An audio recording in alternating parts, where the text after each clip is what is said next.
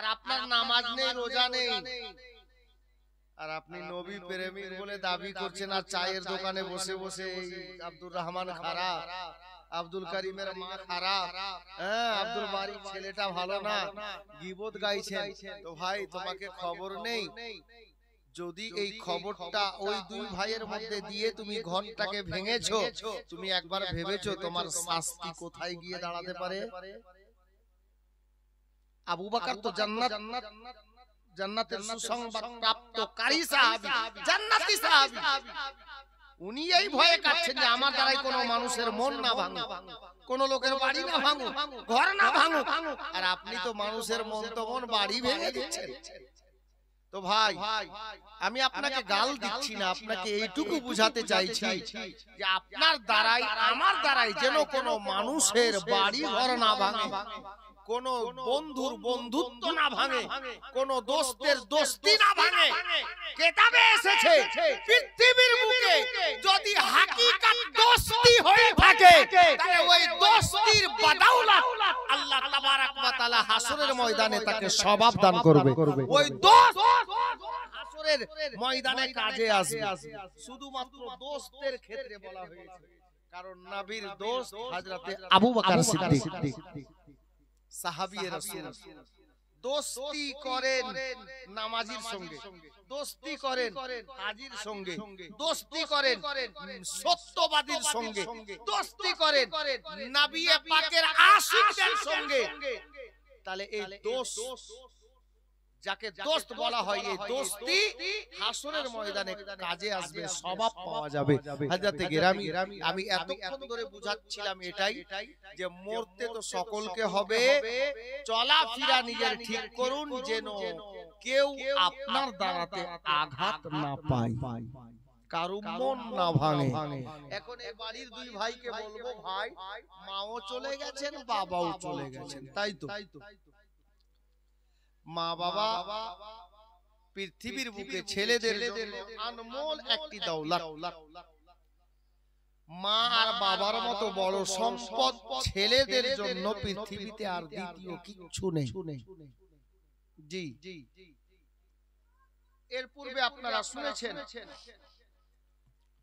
বিহারের একজন শায়ের লিখেছিলেন,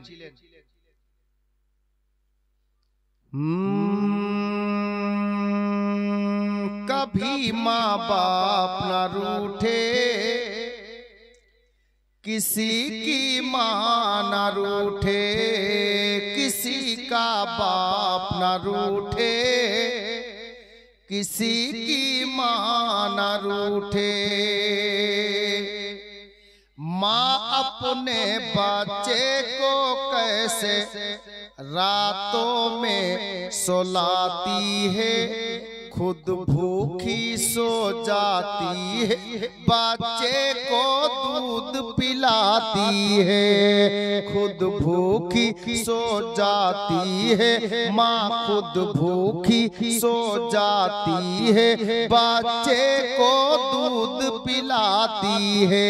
तो माँ की अजमत जो ना समझे, जन्नत को तरसे, कभी माँ बाप न रूठे, किसी की माँ न रूठे।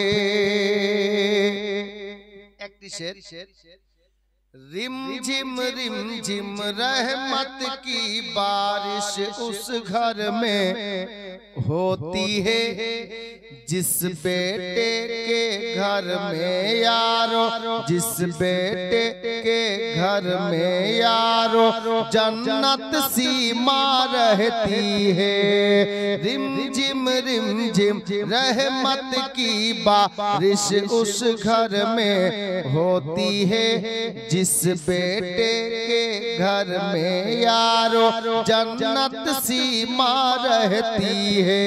तो उस घर का हर एक बच्चा, उस घर का हर एक बच्चा खुशियों से महके, कभी माँ बाप न रूठे, किसी की माँ न रूठे, किसी का बाप न रूठे, किसी की माँ न रूठे। বেরাদার, আমি এখন মা বোনদেরকে বলবো, মা আমার বোনেরা আমার,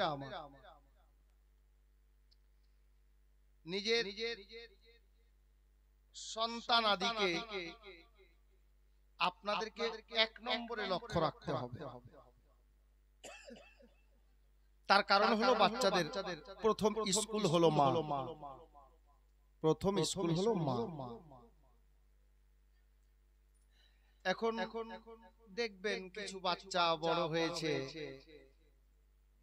সাবালক হলো, ছেলের বিয়ে শাদী দিলাম, মাকে খাবার দেই না, বাবাকে খাবার দেই না। এখানে তো কারণ কয়েকটা হবে, কারণ কয়েকটা হবে।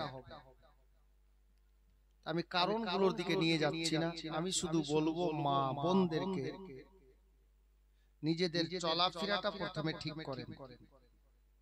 ছেলেদেরকেও বলবো নিজের চলাফেরাটা ঠিক করে, জি, তাহলে আপনার বাচ্চার ভবিষ্যৎ ভালো হবে। আর বাচ্চা ওই বাচ্চা বড় হয়ে যদি ওর ইসলামিক জ্ঞান মধ্যে থাকে, এটা না যে শুধু মৌলবি হলেই হবে এরকম ব্যাপার নেই। অনেক দাদা ভাই আছে ইসলামিক জ্ঞান যথেষ্ট রাখে, সিনাতে যথেষ্ট রাখে, আল্লাহর অনেক নেক বান্দা আছে। তো মা বোনদেরকে বলবো, যদি আল্লাহর পিয়ারি হতে চান, মা ফাতেমার ইতিহাস শুনেছেন যে আম্মা জান খাদিজাতুল কুবরা রাদিয়াল্লাহু তাআলা আনহা, উনি পর্দা করার পর 7 বছর প্রায় বয়স ছিল মা ফাতেমাতুজ জাহরার, উনি মায়ের এতিম হয়ে গেলেন। তো ওই ফাতেমার আখলাক কেমন ছিল, বাবাকে না বলে বাড়ির বাইরে পা রাখতেন না, সর্বক্ষণ পর্দায় থাকতেন। হযরতে গেরামি পর্দা, আমার মা ফাতেমাকে দেখে শরম পেত। পর্দা কাকে বলে? আর আমাদের মা বোনরা 100তে 95% পর্দা করছে না।